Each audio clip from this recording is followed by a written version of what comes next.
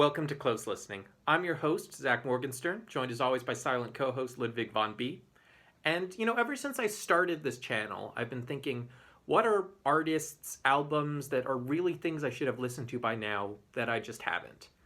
And then I remembered that about a year ago, I was in this music fan forum, and we had this silly little poll going where it was based on Rolling Stone's ranking of the top 100 songwriters of all time. And it was done like a sports bracket. So every week there'd be a seeding. So, the top seed versus the bottom seed. Bob Dylan versus Martin and Shellback, the contemporary pop songwriters. The bracket keeps on going, and unsurprisingly, Bob Dylan gets to the end on one side of the bracket.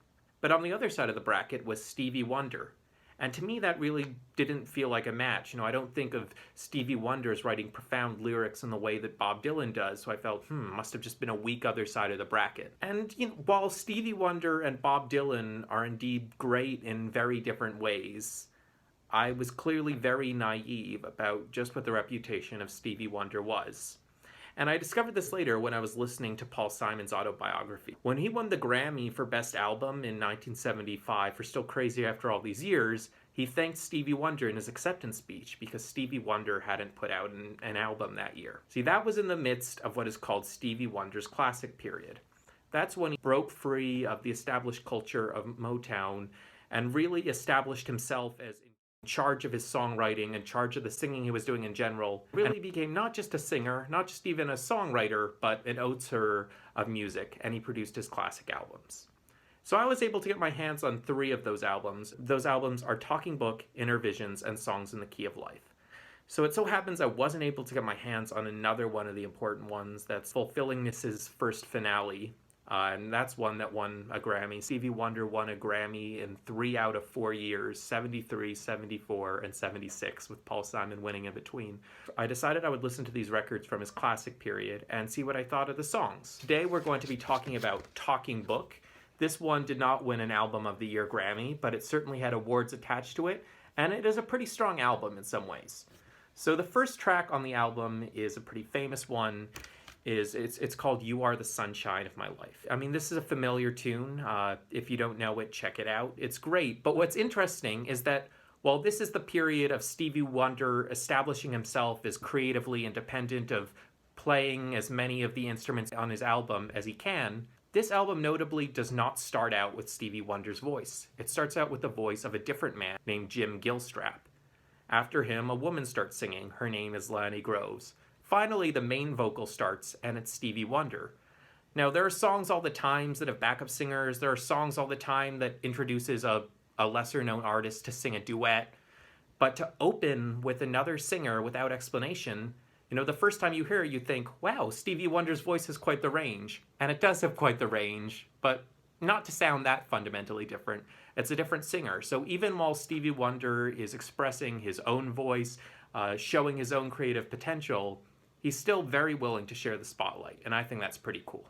The second track on Talking Book is called Maybe Your Baby, and the chorus gets stuck in your head, but that's really the only good thing I can say about this song. For me, this one's what I'd call more of a groove. It's not so much a melody. I don't find it sonically pleasant to listen to, but I could also hear what some people like about it. What I'd compare it to, one of David Bowie's most popular songs is Fame.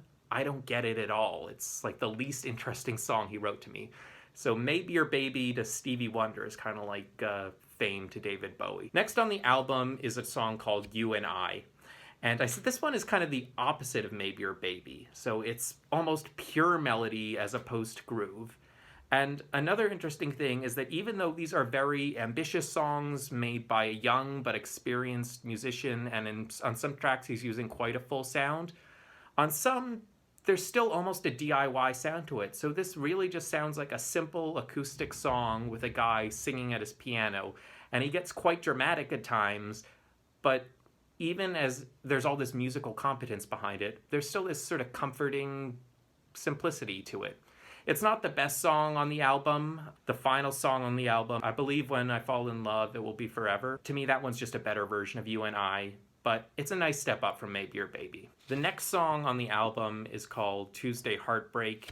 It's a nice upbeat track. I don't think there's really anything special to say about it, but it's also fairly strong. The next song is called You Got It Bad Girl. This one, what can be said about it is it shakes up the sound again. It uses slightly unusual chord. I believe there's a ninth in the chorus. You got it bad, girl. It's in this interesting place between major and minor. It just has a unique sound. It's not my favorite, but it's catchy enough. The next song on the album is possibly the biggest Stevie Wonder track of all time. It's called Superstition. So going back to the Stevie Wonder versus Bob Dylan comparison, I think the reason why it surprised me that Stevie Wonder made it to that final is, I guess, because of my biases, because of who I am. I disproportionately think of good songwriting as being about lyrics. Now, obviously, being able to play your instrument, to do cool things with your instrument, as Stevie Wonder was able to do with all these cutting-edge keyboards, is equally a part of songwriting, and that was his talent. But when I do look at the lyrics on lots of his songs, I am disappointed. They're simpler than I would like for the work of genius this is hailed as. But Superstition is the one standout. It's the one song that's not either a sweet love song or a very general political song. It's about something specific. It's idiosyncratic. And what frustrates me is no one really offers any interpretation of the song. They just say it's a list of superstitions. At least that's what I've seen when I've done a cursory look. What I like to think about Superstition is it shows Stevie Wonder's ability to go into different voices. Now, we've seen literally his voice has a lot of range and he's very expressive with it. Here I mean figuratively. Superstition shows he's able to go into different minds, different ways of thinking. So a lot of Stevie Wonder's music is characterized by a Christianity, not a Christianity that should be alienating to non-Christians such as myself, because it's the social justice, God takes care of you kind of Christianity. It's an inclusive Christianity. But yet here it's fascinating that one of Stevie Wonder's most iconic songs is him bashing superstition.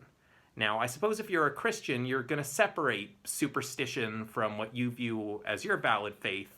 But I don't think anyone can make that distinction absolutely. I think everyone knows what faith is, whether it's your faith that you take seriously or other people's faiths that you take less seriously. But, regardless, here is Stevie Wonder, who's been this sweet, religious man on other songs, being this cool cat, being wary of superstition on this song. And it's him at his most energetic, his... No, you're interrupting the video. His most iconic. So I just think it's a great change of pace. So next on the album, you have another change of pace, and it's a song called Big Brother. And this is perhaps the most lyrically interesting song on the album. That is, I guess if you don't give Superstition too much credit beyond its literal meaning. So when you look at the title, you think, okay, this is just a retelling of 1984. And that's what the first couple lyrics sound like. Your name is Big Brother. You say that you're watching me on the telly. So you think, okay, great, Stevie Wonder, you've read George Orwell, cool, whatever. But it actually becomes a more interesting use of the concept of Big Brother. It becomes about racial and class dynamics in America. So George Orwell was concerned about the Soviet Union. Depending on who you asked, he was either an anti-communist or he was against Stalin's perversions of communism. And so his writing is about a fear of authoritarianism and authoritarian violence and authoritarian torture. But what Stevie Wonder is talking about with the big state is not necessarily oppression from the big state, but a big state that objectifies his people, that treats them as data points, that's interested in getting the black vote, but isn't interested in getting black liberation. So it's a different meaning of Big Brother and even a different meaning of surveillance. It's more a knock at paternalism than authoritarianism per se. So it's an interesting twist. The other thing that has to be said about Big Brother is it's a very sparse musical arrangement. It's not using the fancy keyboards in the way the other songs on the albums are. And that's sort of fitting the image of the song as being about the people in low-income communities. The sparser instrumentation represents the marginalized, represents the working class. But it's also a kind of provocative instrumentation. So this song, it wasn't my favorite the first time I heard it, and I had to get used to it. And that's because Stevie Wonder's harmonica is really the primary instrument on the track. Usually when you hear harmonica, it's in between singing parts, but his harmonica is going throughout. And one thing I just like to point out about Stevie Wonder, what makes him so great as a musician, so He's a piano player, he's a drummer, and he's a harmonica player. Now, lots of people who play harmonica play one of these. It's a diatonic. It can play in one key. So you're playing a folk song or a blues song or a rock song or whatever, it'll be in a key like G or C. And this harmonica will play all the notes in that key, and you can do a nice little solo, and it sounds cool. But you can't really create complex melodies on this harmonica because it's missing lots of the notes because it's designed to stay in that one key. Stevie Wonder played one of these big things here, a chromatic harmonica, and it uses this little button, and it just instantly makes it a much more complicated instrument. Those who play classical or jazz harmonica, like Toots Thielman, they'll use something like this. I'm working on it right now. I hope one day to be as good as Stevie, let alone the jazz and classical players. Who knows, maybe Stevie's as good as them as well. The next song on the album is called Blame It on the Sun, and my reaction to it was to describe it as the anti-superstition. So this is a song about a singer refusing to accept that maybe he's made mistakes, and he just wants to blame all of his problems on naturalistic gods, the sun, the wind, etc. And it would seem from the voice that the singer understands this is an irrational thing to do, that he should be doing some inner searching, some self-criticism, but he's going to do the superstitious thing anyway. So earlier on the album, Stevie Wonder is denouncing superstition, and here he's saying, you know what, I get that superstition is BS, but sometimes we don't have anything better. Sometimes it's the only way to deal with our pain. The next track on the album is Looking for Another Pure Love. And similar to Blame It on the Sun, this song hints at how we can't escape our emotions just because we find them irrational. The subject in the case of this song is jealousy. Now the wheel of fate is turned. I'm worried about the new love you've discovered. He is a problem. In my life, I have a problem on my mind. So he's saying the problem in his mind, but that doesn't make the jealousy any less real. Now as a song, this one felt a bit slow and jazzy and sonically experimental for the simplicity of the lyrics. It just didn't end up being very interesting for me to listen to, but you know, it's still a decently complex piece of music for a pop recording. So if you're interested in that thing, it's not a bad track. Finally, the conclusion to this album is pretty strong. As I said, to me it just sounds like a better, more complete version of You and I with some interesting vocal jumps. It's simple lyrics, and it's an interesting combination of sentimentality with pessimism.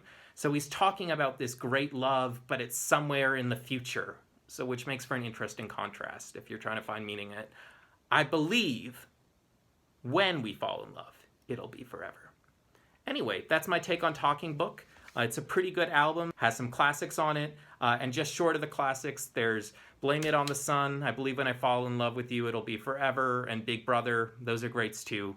Check it out, and check out my other videos on Stevie Wonder's classic period coming soon. I'm Zach. See you next time.